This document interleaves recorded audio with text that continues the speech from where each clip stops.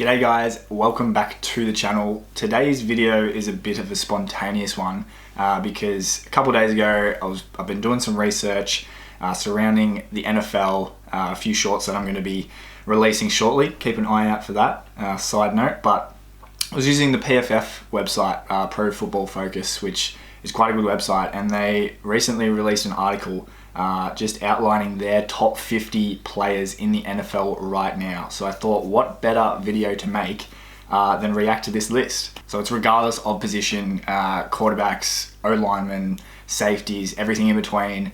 It's going to be 1 through 50, and without further ado, let's get into it. And you're already seeing him because Patrick Mahomes is there.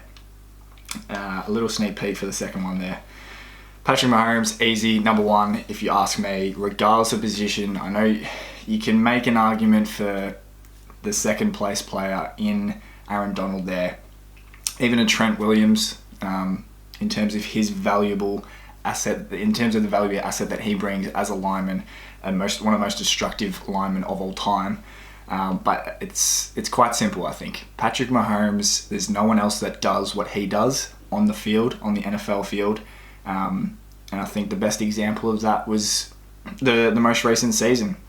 Even when he had that ankle injury and the knocks and bruises and all that, he went out there, made the plays that basically no one else can make. And it's simply for that reason. It's not quite simple overall because he is just the full package. He can extend plays, he can win you games, and I know, you know, the MVP, very quarterback award. The whole NFL is a very quarterback-driven league. You ask certain people, it's arguably one of the most important position in sports, not just NFL, depending on who you ask. So I think, especially based off this season just gone, it's an easy number one. So I fully agree with PFF here. And as we've already seen, number two, Aaron Donald, even with the down year, I personally could have seen him probably drop a few places below, probably stay in the top 5. It was a down year also because of injury that did limit him. But if you personally ask me, I would probably not have Aaron Donald number 2 on the list. It's sort of hard to do this in terms of reacting and then in my own head trying to make a list myself. Maybe I will do a list myself, I don't know. But 3, we do see a player that I've mentioned, Trent Williams. I've already sort of talked about him because if you don't know, well, basically he's the best offensive tackle in the league and he's one of the best of all time. He's that dominant. You know, you've got other players that are very solid at what they do at left tackle, right tackle, all over the offensive line, but the thing with Trent Williams is that he moves players consistently. That run game in San Francisco has been brilliant, even before Christian McCaffrey came along. And the number one reason is because of that man. Obviously they've got a good run sort of scheme with Shanahan and the coaches, but Trent Williams makes it tick. Any run going to his left side is bound to work because the man moves mountains, basically. So him at 3, he could honestly he would be some people's number 1, but I would probably put him above Aaron Donald, to be honest, in my view. On to number 4, we got Travis Kelce. I don't know about that one. Partnered with Mahomes, it's sort of that 1-2 punch. You know, you think of Mahomes, you think of him throwing to Kelce, especially considering Tyreek Hill was gone last season. But at number 4, I don't know. I'm sort of going blank on terms of who else. We'll obviously see. We'll move on to see who's below him. Okay, that's even more surprising, I'll be honest. Myles Garrett at 5. That's the first edge rusher on this list. Don't get me wrong, he's a dominant player, but 5th best in the NFL? I don't know. I recently did a poll a couple of days ago asking you guys, out of Myles Garrett, Nick Bosa, Micah Parsons, and TJ Watt, Out of them four, who do you think is going to get the most sacks? And I think Myles Garrett was third out of that poll. So that's obviously a small sample size, but fifth best player in the NFL, followed by Nick Bosa. So we've got another edge rusher there. So Nick Bosa, according to PFF, is ranked below Myles Garrett. It's a tough one because I think I would have both of them probably lower overall on the list. So in terms of how I rank them as individual edge rushers, I would honestly have them both lower. Or maybe I wouldn't. Let's see who's next. Chris Jones of the Kansas City Chiefs. So we got 3 of the top 7 are Kansas City Chiefs. Chris Jones, he's a very, very, very good player. Interior defensive linemen are hard to come by in terms of dominant players. But I don't know, 7 for Chris Jones. I feel like there's some players missing here that should be higher. So we'll continue on with this top 10 from PFF. Let me know what you guys think about certain players as well, about where PFF have ranked them, where you would rank them. On to number 8, Davante Adams. Okay, first wide receiver on the list. I'll be honest, that's a surprise. I reckon. I mean, he's got his name right there in the description of Davante Adams. Justin Jefferson. Like, I don't know if I'd put him there. I'm considering it because, I mean, this is not my own list. This is a reaction, but Davante Adams is a dominant wide receiver, and his sort of downturn was coincided with the lack of production from Derek Carr and just the inability to make a good, solid, efficient offense from Josh McDaniels. So Davante Adams, even after a down year, still making the top 10. I think it's fair enough, but I would expect, not having seen it yet, to see Justin Jefferson not far behind. So do we? Next up is Micah Parsons. Edge rushers are a position that are highly valuable, highly productive, and Micah Parsons at his young age is a phenomenal talent. As much stick as the Dallas Cowboys get, they have someone that could potentially be the face of the franchise for many years and could potentially lead them to the promised land, to Jerry Jones' promised land. And I would say, honestly, deserving of top 10. Micah Parsons, he's that dominant. Now rounding out the top 10, Joe Burrow. So we got our second quarterback on this list, and it's not Josh Allen, it's not Jalen Hurts. Is there anyone else that's obvious that I'm missing? Aaron Rodgers, but Aaron Rodgers is probably not there these days. Joe Burrow, interesting one. I think that's a contentious one. I wouldn't have him in my top 10. Would I have him as my second quarterback? Probably. Because there's no one else that's coming to mind besides Josh Allen, Jalen Hurts, Lamar Jackson. I would comfortably say he's the second best quarterback in the league. Well, maybe not comfortably, but you know, you get me. Or you don't. You might completely disagree. So 11th on the list, there he is, Justin Jefferson. Misses out on the top 10. Justin Jefferson, what a phenomenal player. It's hard to argue that he's not the best receiver in the league. Davante Adams, considering he's been doing it for so many years, and he's just sort of had this one blip. I mean, if you can even call it that, it was still a very, very solid season. It was just overall the Las Vegas Raiders sort of painted a picture over it because it wasn't a good season from them overall. But Justin Jefferson, I mean, we've seen it time and time again. The catches that he can make, the separation, the route running, the just overall dominance and clutch plays that he brings. I'm just surprised to see him not in the top 10 overall, to be honest. But we'll keep moving on. There he is, Josh Allen at 12 for the Buffalo Bills. I think it's fair because the thing with Josh Allen is he's a dominant quarterback. He's explosive. He's physically imposing, but it's his turnovers. The turnovers, especially towards the end of the last season, they rose, and it was pretty obvious to see that he wasn't playing at the level, at the peak level that he can. So I think that does drop him below a Joe Burrow and out of the top 10 overall. So I think 12 is probably a fair ranking, in and around that sort of position. He can easily be a top 10, so who knows? After this season, he could just sneak in there. On to 13, TJ Watt. And I honestly, TJ Watt, let me go back. The fact that Myles Garrett is at 5 and TJ Watt is down here at 13, I don't know about you, but to me, that's baffling.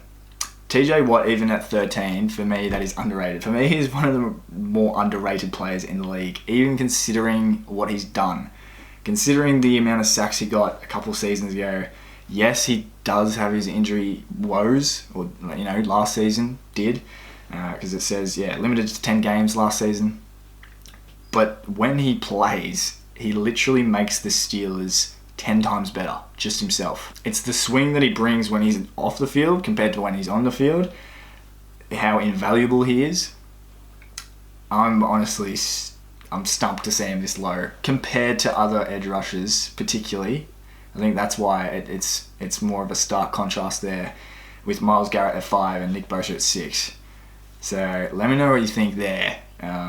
Who would your top edge rusher be? Because now seeing his name, TJ Watt, I would probably have to have him as my number 1 edge rusher, and most definitely a top 10 player in the league. So it's a tough one, to be honest, but we'll keep moving. Fred Warner at 14, linebacker. Easy, best left linebacker in the league. Is he deserving of this high overall? I would, if I had to say yes or no, I'd probably say no, and I'll leave it at that. On to 15, Lane Johnson. Again, another one, I think similar to TJ Watt. Underrated. He's the best right tackle in the league for sure, but I think 15 overall is a good ranking for him. I just don't think he's talked enough. But I'm glad to see him here at 15. They've done well there, PFF. Well done. 16, Tyreek Hill. Ooh, that position might ruffle a few feathers. 16, Tyreek Hill. There's probably plenty of people that view him as the best wide receiver in the league, and fair enough.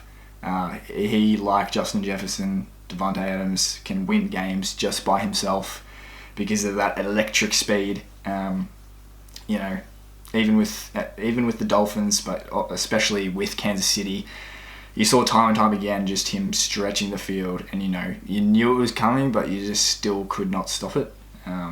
So he's a sort of generational player. The size and the speed, that combination. 16. I would say it's probably fair. I would say it's fair. On to 17, Derwin James, our first safety on the list. Didn't expect to see him this high. Yes, he's, don't get me wrong, very good. I feel like I'm going to say that a lot, don't get me wrong. But Derwin James is a very good player, but my initial reaction, too high. 18, Sauce Gardner. Now, for 1 year in the league to be rated as the 18th best player, regardless of position, is unbelievable. And I would say it's probably warranted. Maybe slightly too high. Maybe the hype is too much. But you watch this guy and you just see how consistent he can lock down even the top receivers, because he did it. He did it last season. And I would rate him as the best cornerback in the league even after 1 year. The plays he produced were phenomenal. Next up, who do they have? Max Crosby. I very much rate Max Crosby, and 19 is probably a very solid ranking for him. I think he's got so many tools in his kit.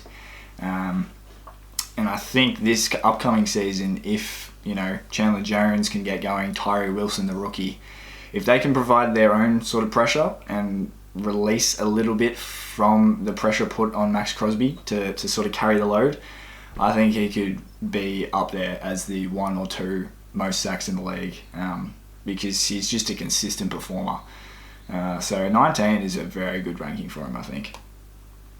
Next up, Jamar Chase. Jamar Chase is not someone I've mentioned in this video. At 20, I think if he'd played a full season, he'd honestly be higher than that. And I've got no doubt about that, because he's another one, like, obviously in the same class as Jefferson. 20 is a good rank for him now though, but I see that going up next year for sure. So that's the top 20. Who is 21? Patrick Surtain. Love him. Cornerback, another young cornerback. Like Sauce Gardner, he is that lockdown cornerback that can just wreck receivers regardless of who they are. And he's one that you just love to watch because he can just shut down anyone. Following on, Cooper Kupp. Wow. I feel like if he hadn't missed sort of that third or close to half a season, he would definitely be higher, because he's unstoppable at times, honestly, and it pains me to say given he's in my division with the Cardinals. But 22, I'd say that's probably a fair ranking, considering it's hard to grade them though when they've had those injuries and missed a lot of time, because beforehand, obviously when they won the Super Bowl, he was the MVP type player, even as a wide receiver. Next up is Jalen Ramsey, and people might not agree, but I would agree to have Patrick Surtain and Sauce Gardner above Jalen Ramsey. Jalen Ramsey, still a very, very solid, versatile cornerback. Definitely had a down year though, considering his standards, with his last year at the Rams, now a Dolphin, so it would be interesting to see how they go. Some big names picked up. But I'd say that's a fair rank. Stephon Diggs is next at 24. For me, one of those ones, he's the type of player that at his best, he's like a top 10 player, but his sort of flaw and where he can drop to, where he just fades out of games or doesn't show up at all, sort of warrants this 24th on the list overall. But Stephon Diggs, when he's on, phenomenal. And behind him is AJ Brown, which I'd say middle of the row, 25. That's a solid ranking. Very intrigued to see how he goes with his second year in Philadelphia. Tennessee probably spewing that they got rid of him. It's still baffling. Next up is Tristan Wirfs, the next tackle on this list. Tampa Bay Buccaneers. So he's going to be protecting Baker Mayfield, I presume, this upcoming season. So based on that fact, he might not be this high just because of who he's protecting this time next year. But as an individual, a young player who's just slotted in straight away, and I think that's a good ranking for him. Next up is Quinnen Williams, and 27. I'd say maybe slightly underrated there.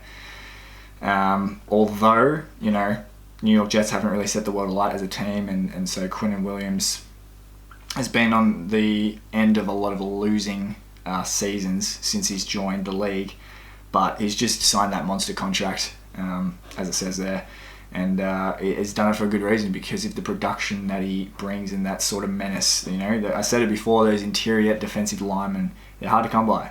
But I think a little bit slightly underrated. Next up is Jare Alexander, 28th, and he's sort of fallen away. Between him and Ramsey, I think a couple seasons ago they would have been viewed as the 1 and 2 cornerbacks. He's fourth on this list, and I would probably say that's fair. Maybe also unfair though to others, because he's had his injury woes, but at the same time, that happens, and you just gotta get on with it. So next up is Dexter Lawrence.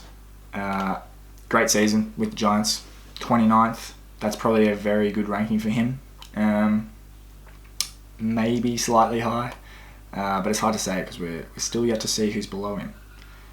And right below him is Joey Bosa of the Chargers. One that's, he's talked about injuries a few times here. He has had his fair share, and it's definitely knocked him down the overall list, because when he is fit and healthy, he's one of the best edge rushers in the league, and maybe a little bit forgotten because of that. But at 30, it's probably fair, considering if you're not on the field, not producing anything. Jeffrey Simmons at 31, I like that I like that. Another just destructive defensive interior lineman. Another giant, Andrew Thomas, coming off a good season. Coming off a great season, you know. First couple of years in the league were a bit iffy, but the tackle definitely improved, and at 32, that's not a bad ranking. Maybe too high, and I'm going to say too high because Creed Humphrey's below him. Creed Humphrey is the best centre in the league, and he's the first one on this list. Fair enough, but I think he should be higher. He's only been in the league a couple seasons, and he's been on the best team in the league. But to come in as a centre and dominate that well and produce the numbers that he has, you know, 91 run blocking grade we're just seeing there. His second single season mark above 90. So he's come in and just dominated at centre. And I think he should be in the 20s, to be honest. Behind him, Zach Martin. See, this is a bit of a run-on of offensive linemen. Zach Martin, I'm pretty sure first guard ever to get in the 99 club for Madden. I mean, Madden is a whole different story, but that's something, I guess. Is this too low for him as well? I'd probably have both of them above Andrew Thomas, to be honest. It's just that tackles, you know, usually graded higher in terms of need, so it's a tough one, but I would honestly have them both higher. Next, 35 is Justin Herbert, and this might be controversial, but I think that's too high. Just the hype around Justin Herbert is, on one hand, fair enough, because he's one of those quarterbacks that's capable of just about anything, it seems.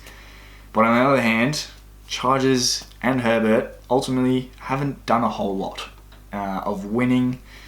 He's produced great stats. He's broken records, you know, first couple of years in the league in terms of yards and that sort of thing. But I think at 35, I would have a few more players, I imagine, that I'm going to see above him on a top 50 list. So too high for me. Maybe that's controversial. Who knows? Jonathan Allen, the next defensive interior lineman. And I'd say compared to the other ones, it'd be a bit off it for my liking in terms of the other defensive linemen on this list. He's just another one that just got paid massive money, and for good reason. That Washington D line is very solid. At 37 is Nick Chubb. That's our first running back, I believe. I'm pretty sure that is our first running back. And I didn't expect to see his name first. Interesting. I'm really interested to see where a couple other names are on this list, because did not think Nick Chubb would be number one in terms of the first running back to show up. Is anyone else next? No. We've got Laramie Tunsil. Solid tackle, 38. Would I have him this high? Probably not. Top 50, yes. George Kittle, that's the first tight end, I think. Wait, no, sorry, Kelsey. Kelsey was like fourth or something, which is kind of baffling now that I think about it again. George Kittle at 39, so that means he's above Mark Andrews. That's maybe fair, maybe poor. I wonder if Mark Andrews is even on this list. That's the next question. So we got a couple question marks there with the running backs and the tight ends. Who is next? Joel Bitonio, another guard on this list at 40. Yeah, viewed as probably the second best guard in the league. I think that's fair.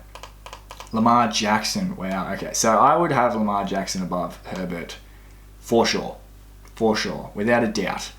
The thing I don't understand, the thing with Lamar Jackson, he seems to get so much hate for his throwing ability. He is more than capable at throwing the ball. Like, I really don't understand. Like, from my point of view, the Ravens receivers have been honestly like pathetic in terms of the league average. He hasn't had much to throw to besides Mark Andrews. You know, Marquise Brown was there before, but holistically he has had not much to throw to. As a runner, phenomenal. Obviously, he's won an MVP, and you know, yes, he hasn't won many playoff games. But for him to be below Justin Herbert and 6 spots below him, What was it? Where was... Yeah. I disagree with PFF. I disagree. Alright, we're sort of entering the final stretch. Derrick Henry is next. I mean, yes, he did have a down year compared to his brilliance from previous seasons. But for him to be... Where's Nick Chubb? 37 and Derrick Henry 42? I mean, come on. Really? I mean, and then there's also Christian McCaffrey, who hasn't come up yet, and he's not 43. Minka Fitzpatrick, next safety on the list. Fair enough. All right. There's Christian McCaffrey at 44. I don't understand that one because Christian McCaffrey as a dual threat is ridiculous. He's basically a wide receiver that can play running back. And he was fit last season. It's not even like it was a question of is he fit or not, but he's at 44 and Nick Chubb's at 37. I'm not having that, I'll be honest. Derrick Henry at 42 and Christian McCaffrey at 44, I'm not having it. I could be completely... You could completely disagree with me. I don't care. That, for me, is criminal. Where even are we? We're at 45. Aaron Rodgers is next, the new quarterback for the Jets. Fair enough. He deserves to make the top 50. He had a disappointing last season with the Green Bay Packers, but and arguably could be higher because this is a back-to-back, as it says there, back-to-back MVP seasons not too long ago. If he wasn't in the top 50, that would be a crime. But yeah, definitely did have a down year. Jason Kelce, 46. We're getting the home stretch. Jason Kelce, unbelievable player. And considering that he's still doing it at the age that he is, I like that pick there. Cameron Hayward, that's good. I like that. Him just sneaking into the top 50, I think that's fair enough. And then we got Quentin Nelson. Yes, Quentin Nelson. I would probably honestly have him above Bitonio, personally. And Bitonio was quite a ways. Yeah, 40. I mean, yeah, tough one, but we won't spend too much time on the guards. In all due respect, Mark Andrews at 49 just sneaks in. Wow. I mean, Kittle did have a really good season, and overall he is just a great tight end. But Mark Andrews is 10 places below him. I don't know about that. And then we got Deebo Samuel rounding out the top 50, just sneaking in. Do they have any? No. I was wondering if they had any honourable mentions that didn't make the list, but they don't. Mark Andrews at 49, 10 places below. Okay, right. And Deebo Samuel, I do like him as a dual threat. I do think that's a fair ranking though. At 50, I wouldn't have him much higher. But I'm still stuck on those running backs particularly running backs. Derrick Henry and McCaffrey. I would have McCaffrey number 1 for starters. Because when fit, he is unreal. He is ridiculous. And then don't get me I'm saying it again. Don't get me wrong. Nick Chubb is a very, very, very, very good running back. And he's probably done nothing wrong to deserve this heat from me, but it's just the fact that he's above them by, a decent amount of places. But that is the list from PFF. I've disagreed, but I've also agreed with a lot of picks. I'd say I've agreed with most, and if I haven't, it's not been as stark as the running backs that we've just talked about. But Patrick Mahomes number 1, top 3, Aaron Donald, Trent Williams. I would probably have Trent Williams number 2. It's a very interesting list. And if there's interest, I might do one of maybe the top 25 or something myself, if you guys would like to see that. But if you did enjoy this video, consider liking, consider subscribing. I do plenty of content, and as I mentioned, I'm going to be doing some NFL shorts coming out shortly. Wow, okay. Anyway, like and subscribe, and I'll see you in the next one. Cheers.